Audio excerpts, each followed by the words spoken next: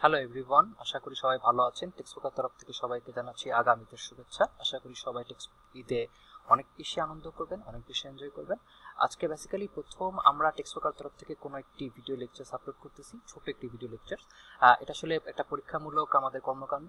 আমরা চেষ্টা করব পরবর্তীতে এই টপিকের উপর, মানে আমরা আজকে বেসিক্যালি ডিজিটাল লজিক ডিজাইনের উপরে কথা বলবো। সো ডিজিটাল লজিক ডিজাইনের সমস্ত টপিক নিয়ে আস্তে ছোট ছোট এরকম ভিডিও তৈরি করার জন্য আপনাদের শুভকামনা এবং পরামর্শ আমাদের জন্য একান্ত কাম্য। তাহলে চলুন আজকের আমাদের লেকচারে চলে যাই। আমাদের লেকচারে আজকের টপিকটা হচ্ছে সত্যিকার অর্থে অ্যান্ড গেট। সো আজকে আমরা অ্যান্ড গেট নিয়ে আলোচনা করব।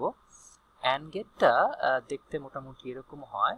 আমরা যদি আঁকি তাহলে এরকম একটা কাঠামো দাঁড়ায়। সেখানে আমাদের দুটো ইনপুট থাকতেছে, একটা আমাদের এখানে ডি এর মতো কাঠামো থাকছে এবং সেখান থেকে একটা আউটপুট বেরিয়ে আসতেছে। আমরা বলতে পারি, যদি নামকরণ করতে চাই তাহলে ইনপুটগুলোকে আমরা এ এবং বি এই দুটো নামে নামকরণ করতে পারি ধরুন, আর সি হিসেবে আমরা এটাকে আউটপুট নিতে পারি। আমরা এটা হচ্ছে আমাদের আউটপুট এবং আমরা যদি বলি এই দুটো হচ্ছে আমাদের কি, এই দুটো হচ্ছে আমাদের ইনপুট। এখন অ্যান্ড গেট বেসিক্যালি যেভাবে কাজ করে সেটা হচ্ছে এরকম যে যখন কিনা আমাদের এ এবং বি দুটার ভ্যালুই ট্রু হবে, শুধুমাত্র তখনই আমার সি এর ভ্যালু ট্রু হবে।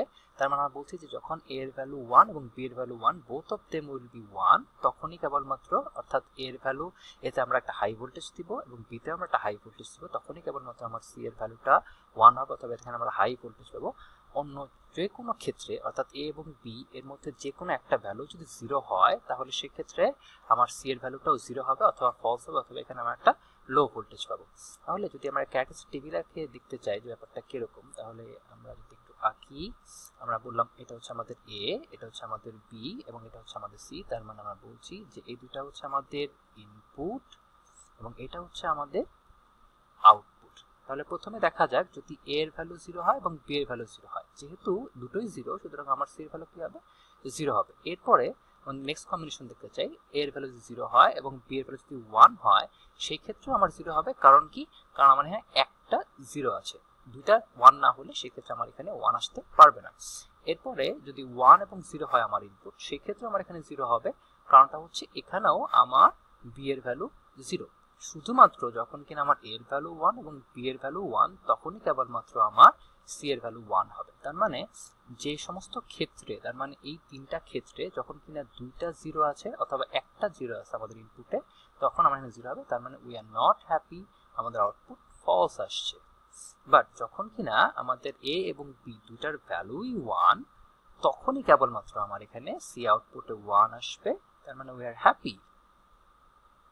আচ্ছা, তাহলে যদি আমরা এক কথায় লিখতে চাই যে অ্যান্ড গেট কিভাবে কাজ করে, আমরা বলতে পারি if A and B both are true, তখনই কেবলমাত্র কি হবে, তখনই আমাদের সি এর ভ্যালুটা ট্রু হবে, অথবা আমরা বলতে পারি 1 হবে।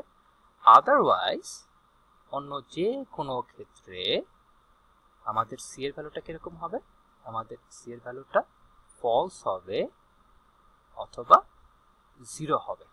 সবাইকে অনেক অনেক ধন্যবাদ। আশা করি আপনারা ভিডিওটা অনেক বেশি এনজয় করেছেন। আমাদেরকে আপনাদের মতামত এবং পরামর্শ জানাবেন। আশা করি পরবর্তীতে আমরা অনেক অনেক ভালো টপিক নিয়ে কথা বলতে পারবো এবং কাজ করতে পারবো। সবাইকে ধন্যবাদ।